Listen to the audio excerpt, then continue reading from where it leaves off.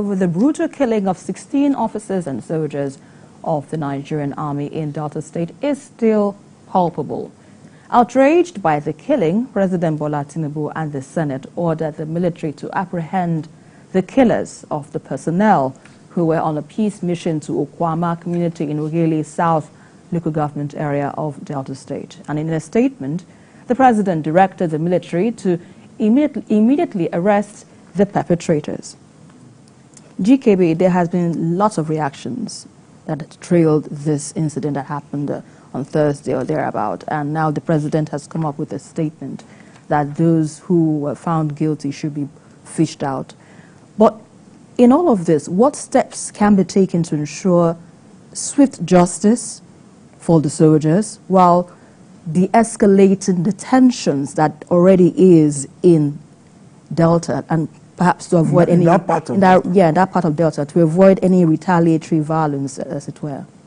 Well, this is a slippery slope, really, and it's something that we have to be careful. But the president's order is clear and unambiguous. In fact, that the president has even given the order to me is a statement after the facts. The military high command, they know what to do. Just like when you kill policemen, the police high command know exactly what to do. Because perception is power. And there's no way you can allow people to take on the best of our best and do this to them like chickens and get away with it. So even without the presidential order, it's obvious that any soldier, any officer, any commander, what is solved, will not allow these lights to go scot-free. Like it has been done before in Nigeria. It may be done excessively, but what we are going to discuss now is the appropriate response. Right. What's the appropriate response to this kind of malady that is now affecting Delta that was for so many years very quiet? Once they've done the thing they did for the militants. But things are rearing their eyes again between the major tribes in that part of the state. So the thing we need to do is what the president has done. I expect swift retaliation. And I'm not using retaliation lightly. I'm talking about bringing those who are responsible to book without necessarily creating excessive collateral damage. That's the fine line between getting results and going for revenge. They are professionals. Most of them have been doing this all their lives. I'm sure that all things being equal, with the total support of the president, I'm sure whoever did this will be caught in the next few days. BK, are you in support of this, or do you think perhaps there should be other strategies to adopt here in this resolution? Well, what will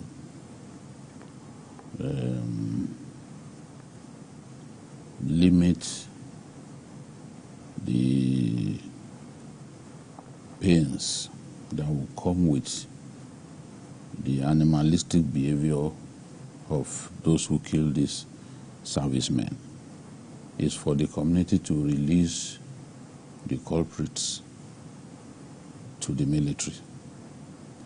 If they wait for the military to find them by itself, there will be collateral damage. Innocent people will die. Innocent people will die. And this is what happens when there is crisis and it doesn't get nipped in the bud on time. Because I'm seeing some level of similarity in this particular incident and what happened in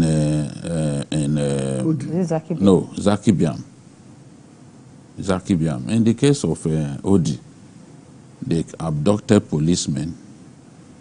They told them to release the policemen. They refused. They asked for ransom. Ransom was paid. And after ransom was paid by government, they released the corpses of 14 policemen. That was an act of provocation. You provoked the Nigerian state. The rest is history. The army claimed that it was ambushed on its way to the... No, I cannot say whether indeed they were ambushed. But there was anger over the way those policemen were treated, you know. And the president was very angry. at that time, President Obasanjo. In the case of Zaki Biam, it was a communal crisis. One of the groups thought that the soldiers who came to the community were actually their enemies dressed in army fatigue. So they killed those soldiers, 19 of them led by a captain. In this case, the crisis is between the Ijaw-speaking Okoloba community and the Urhobo-speaking Okuama people. So in two local governments, Bomadi for the Ijaws, Ughelli South for the Urhobo. My suspicion is that they also felt that the people, yes, that they felt that those guys had not come to make peace. I'm not making a case for them. Whoever kills Nigerian servicemen must be ready to pay for it. And what the president said is very clear. There's no president, what his name, who would take this kind of matter lying low. There's nowhere that it is done. I gave the example of the American airman that was downed during the Bosnia War. They did everything to find him in the wilderness where the ejector of his aircraft landed him. And they took him to safety and organized a befitting reception for him at the Air Force Base. We must treat servicemen with utmost reference because they lay their lives on the line for you and I. You need to see pictures of servicemen with their legs blown up by IEDs in the Northeast. And they're doing this for everyone so that the rest of us can be safe. We feel comfortable even when we are traveling. We feel like urinating when we are traveling. We try to drive to where there is a checkpoint. We feel comfortable, okay, there's a checkpoint here. You then unzip your trouser and let it fly. How many people would do that without a hint of a security operative? I mean, so you kill them, you dismember them, just the same way, you know, as if the same madness that came upon those people in Zaki Biam came upon these people. Because in the Zaki Biam incident, that time, that was not the period when we had phones with video capability and all that. But there were pictures. He got a long knife and disemboweled one of the soldiers. And those pictures, man. They're gory. Yes. In this case, they even took their heads away. You beheaded people and took their heads away. So there is no provocation It's an act of war. Yes, there's no provocation bigger than that. What do you want to do with their heads? Some you cut their arm or cut one of the legs. What is their offense? For coming to protect people? Look at the commander, A.H. Ali. He's been to the most difficult places in our country. Gwari is probably the most dangerous part of Nigeria today. He served there. Courageous officer. Served in the Northeast. Now sent to Operation Delta Safe. And then he didn't want to lead from the back. He led from the front. His people. Yeah. He led his troops. 2 majors, 1 captain. The rest of them soldiers. Because they don't call officers soldiers. You know, we just call everybody soldier, but that's not, you know, if 5 people died and 1 of them is an officer, they will say 1 officer and 4 soldiers. You know, so that is their tradition, but we like to call everybody soldier. Now, you killed everybody that appeared on the scene. all those soldiers, and took away their weapons. Now the mandate is recover those weapons. We don't want those weapons to be used for economic sabotage or for kidnapping people and all that. Those weapons that they took away, recover. Apprehend the people behind this kind of animalistic behavior. Apprehend them so that it sends a clear message that this will not be tolerated. But also, let me also bring to mind that the CDS also mentioned that some people were arrested, and it was expected that at least these individuals that were arrested would have been arraigned in court according to, a lawyer giving his own perspective on this issue. And then we saw the reprisal that happened yesterday, on Sunday, yes, yesterday. But two wrongs, they say, doesn't make it right. Arraigned in court when? Maybe today, perhaps. That is his own. That is his own perspective. You people listening to people say absolute rubbish. I'm sorry to say. When did they complete investigation? Won't you complete investigation before taking people to court? You've got to investigate. When arrests are made, it doesn't necessarily mean that that person is guilty. It doesn't necessarily mean that that person is good enough to be taken before a court. It may just be a person of interest. Some arrests are made to help you in your investigation. It is when you have completed investigation that you now bring people before a court of law. These guys were killed on Thursday night. Their corpses were only just recovered on Saturday. Saturday afternoon, yeah. So already they want people to be taken to court. Maybe the person that you listen to wanted them to be arraigned on a Sunday morning. Absolute trash. Have not investigated well. You have not done due diligence. They don't want people. There are people who merely express opinion, whether they are lawyers or whatever. There were all kinds of people in our country. There are people who don't even want arrests to be made in this matter. Do you know? Some people don't want arrests to be made at all. They want the matter to just be left like that. Oh, they want to take us back to the Obesian era, where life was short and brutish. Even the United Nations. So what would you propose in this case? Do you know how many people were taken to Guantanamo Bay? Because this is not the first. They take people to Guantanamo Bay. How many of them were eventually put on trial, and how long? You have to investigate. When you have a watertight case, you want them to investigate within 24 hours. Delta State government just issued a statement yesterday. And the killings had happened since Thursday night. Yeah. So when you even want to take people to court, do the court sit on Sundays? When did he make his claim?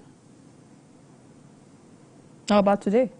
He made the claim today. No, I mean, how about today, arraigning the suspects today in court? Is it still legal to have any of this matter being treated, if at all? You are probably thinking like that person. Yes, it's not worth it. I've already explained to you that they must do a thorough... It's not possible. You see, before you can take people before a court, and it's not even the military that takes people to court, it's the police. When the military, when they don't understand process, but they still have an opinion still. The military will do its investigation and hand over the case to the police. They are not soldiers that you can take before a court martial. They will still do their investigation and then hand over to you. You want all of that to happen within under 24 hours? I mean, let's be realistic, for God's sake. Yeah, there's no way on earth that this will happen and people will look away. There must be consequences. That's what they want to see. Yeah. Even the United Nations, peacekeepers in some of the worst places in the world, go out of their way to protect their soldiers. Because what they do is that the moment these soldiers are armed or killed, the UN knows what to do to make sure they do what they have to do. Not everything will be done in black and white. But Nigerians have this mentality of assuming they know everything. This is a military matter. The military will take their sweet time. Because they're talking about some of their best officers. Yes. And they're not going to rush it. So that's why I keep saying that it's what we don't want to happen. It's the collateral damage. But that there will be damage is a given. Because these are soldiers. Yes. Even America during the Gulf War, did innocent people not die in their hands? The new head of Panti, Ahmed Latif, who just came back from Somalia, when he lost soldiers, the UN told him, do what you have to do. And that's the UN. Not to talk of federal government or something. So sometimes we talk too much, or we talk for the sake of talking. Yes, no, you just put the microphone in somebody's front, you just start hearing all kinds of things. It's unfortunate. If you are not conversant about an issue, button up your mouth. You don't have a gun to your neck that you must talk. The Nigerian thinks he has opinion over everything. He has an opinion over everything. No. The way to make yourself look stupid is to go and talk about matters that you don't understand.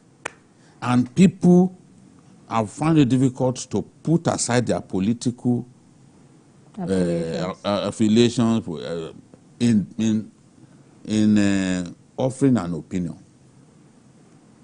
And that's why people, these days, there are people who have even switched off from watching television. Because every time they watch, they see an individual who is a bag of ignorance, simply saying all kinds of things. Those guys were killed, they were killed Thursday night. Even the military didn't recover their corpses until Saturday. We had only Sunday. Sunday is not a working day. And they are still making arrests. They've not finished making arrests. You are talking of arraignment. Arraignment where? In your back street court or what? Arraignment will happen when they have made sufficient arrests. When they've made arrests, they will now